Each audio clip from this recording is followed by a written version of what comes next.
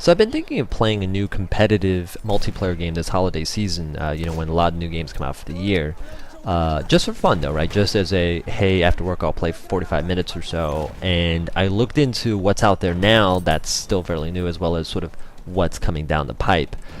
And there was a lot to choose from this year. There was Titanfall 2, Call of Duty Infinite Warfare, Street Fighter 5, Gears of War 4 was another one, and of course Battlefield 1, which is what you're watching me play right now. And I'm sure there's a bunch of others that I'm just forgetting. I ended up getting Battlefield 1 because it was kind of a change of pace to what I am used to playing, and I'm actually having a lot of fun with the game. I had a hard time deciding because I haven't been playing many competitive games except until recently with Halo Online for the PC, but I actually have a little bit of history when it comes to competitive multiplayer games, and I wanted to talk a little bit about that in this video, and also get into my thoughts on Battlefield 1 as well. So like I said, it's been a few years since I've played anything recent, but I'll try to go back some years just to give you an idea of sort of what I was into at the time. Out of everything I've played, Halo 3 was probably the one that really kicked off the whole online multiplayer experience for me. Everything else before that was probably just me and my friends at my parents' house drinking soda and playing Super Nintendo. But yeah, Halo 3 really was the game that made it so that you can have that experience completely online, and it opened up a whole new level of challenge since you're not just sitting there playing against your little brother anymore, right? I mean, there was a real sense of competition out there now. And I remember Halo was also not an easy shooter to pick up and play to begin with. It just wasn't a very straightforward, point and shoot type of shooter. In fact, it had a very delicate balance of, in the words of Bungie, and I agree with this a lot, guns, grenades, and melee. That was what the game was about, and having the ability to know which option to use under which circumstance, it could be pretty tough. I remember a bunch of us on Halo after work, and just over time, more and more people would drop off because they were just getting slaughtered. It quickly became an exercise in frustration, and I mean, I literally heard controllers being thrown across rooms. That's how bad it got. Anyway, pretty soon enough of us left the game that it was just me and this one kid, Brandon. So we ended up mostly playing team doubles, which was just 2-on-2 deathmatch. And we did pretty well for the most part until it felt like it became just us against people who literally just woke up to play Halo all day. Like it was literally to the point where you'd scratch your head and you'd get sniped, or you'd spawn and you'd get sniped again. So it was like, okay, I guess it was time to move on to a different game at that point. Now, as more people stopped playing Halo, more of us started to play Call of Duty 4 Modern Warfare, which, if Halo 3 was a game that was not so easy to pick up and play, Modern Warfare was probably the king of pick up and play, so everybody was playing that game. There were people at work who I never even knew played games, were sitting around talking about Modern Warfare. It was a big title, and look, I'll admit it was a ton of fun to play, especially with friends. And I think part of the appeal was its accessibility. It was a much simpler game to play than, say, a Halo.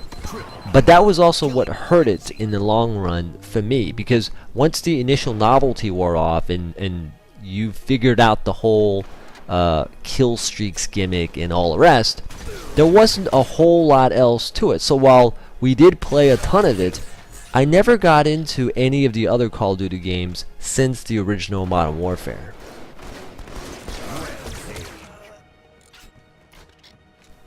So after Modern Warfare, I stopped playing shooters for a while, and got more into fighting games, namely Street Fighter 2 HD Remix, and later Street Fighter 4. I'd always been a big fan of fighting games, Street Fighter 2 being the pinnacle of that, and seeing the game come alive online was really an eye-opening experience for me. So let me just, this is actually an important point, so let me explain what I mean by that. So before the internet, we'd all sit around, we would pick our favorite characters like Guile and Ryu and Ken, and beat each other up. Right? We're talking like 4 to 5 of us on an average day, and on other days, as many people as you can possibly fit in my parents' living room. Winter stays on, people climbing over one another to get close to the television. That's kind of what we're dealing with here. So my point is that we would generally stick with our favorite 2 to 3 characters. right? And of course there's going to be some overlap, but that's fine.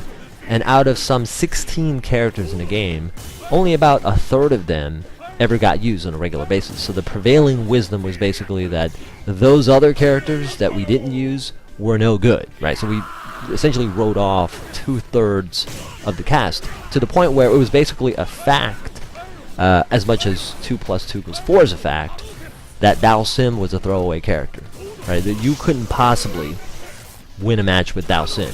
You couldn't possibly win a match with Blanca or Zangief, and so on. And I believed that for a very long time. I stopped believing that not even an hour after stepping foot online, and this was years later, of course, finding this out. And this was Street Fighter 2 HD Remix. And to have that theory completely shattered in a matter of almost no time was a truly eye-opening experience for me. It was a humbling experience too, and it went beyond just some silly video game, right? Because it really reinforced the notion that I should be constantly challenging my own set of beliefs. And part of that is just trying to get different perspectives on things, on all things. Because I'll tell you what, I was dead wrong on Dhalsim. Those sim players, man, as rare as they come, they'll give you a good run for your money, I'll tell you that much. Okay, so let's get back to 2016 Battlefield 1, my thoughts so far. Well, we've certainly come a long way since Halo 3, right? If nothing else, just the graphics and the atmosphere alone is enough to convince me of that, and that is something that really struck me the moment I fired up the game, especially in the multiplayer. Now, Battlefield 1 does have a single-player campaign, just like Halo has a single-player campaign, just like Call of Duty and Street Fighter as well, but that's really just a game running on training wheels until you're ready to take the fight online, and I was eager to do so as soon as I figured out which buttons were aim and shoot, which didn't take me very long to figure out. But yeah, I remember joining my first game, and it happened to be in the middle of a match that had already started, which I think is rare because that doesn't normally happen. But it was 2 teams of 20 players each, so 40 total, and it was Germany on one side and the British on the other side. Game takes place in World War I, in case you didn't know.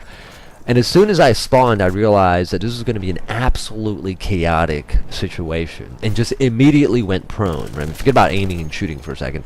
Just went prone, hit the ground, so I didn't have my head sticking out for people to shoot at. And I remember just soaking in the atmosphere at first and just sort of even being a little stunned at how good the game looks, which is rare for a multiplayer title, because normally, I mean, you can draw a couple of stick figures, and if it's fun to kill each other, I'd play it. I mean, just look at Halo Online. And I know people who still play Counter-Strike, right? I mean, how old is that game? But yeah, when it came to Battlefield, you know, after experiencing this thing for only a few minutes, I remember thinking to myself, you know what? This is about as close as I want to get to being on the front lines of World War I, if this is even remotely representative of the real thing. And I think that really speaks highly of the atmosphere in this game. Okay, so having said all that, no matter how good a game looks or sounds, I wouldn't continue to play it if the gameplay wasn't fun. And like I said at the top of the video, I'm having a ton of fun with it, which I think is ultimately what matters the most. And I won't go through everything because I don't want this to be like a 20 to 30 minute video, but I'll just tell you what impressed me the most about the gameplay and what I think makes Battlefield 1 stand out amongst the crowd. And I think it's due to its gameplay diversity. Okay, so what does that even mean? Well, there's a bunch of different classes in the game, right? And I'll go through this very quickly, I promise. There are your basic classes, like your Assault, Support, Medic, and Scout classes. Each of these classes play very differently from one another, and you can choose whichever class you want depending on your playstyle. And you can pick any one of these classes anytime you want. They're always available. Now, there are your special classes as well, and that's your Heavy Machine Gunner kit, your Anti-Tank kit, and your Pilot classes, which allow you to spawn inside of vehicles like tanks and planes. These special classes are very powerful and have a greater chance of turning the tide of the match, but aren't always available. So if you're lucky enough to pick one up, you have to make the best of it, or at least save it for somebody else who can, because these things are the key to winning the match, which means if some dude who doesn't know what he's doing gets inside of a tank and drives it off a cliff, your team is in big trouble. Alright, that's a separate point, but my main point is this all makes for a lot of gameplay diversity, and it's all pretty well balanced and fun to play. But I have to admit, my personal favorite has to be the tank. I'm just saying, right? Just give me a tank and I'll win the match for you, okay? That's all I want. That's all I want. Okay, so I think that's going to be about it for this video. Hopefully you guys got to learn a little bit more about me and a few of the games I've been into in the past and present. This is probably going to be my last video of the year, but I'll be sure to do more of these next year. You won't be spared. I just want to wish everyone a Merry Christmas and a Happy Hanukkah. Hope everybody has a wonderful holiday. And once again, I'm Alias Shopes, and I'll see you again in 2017.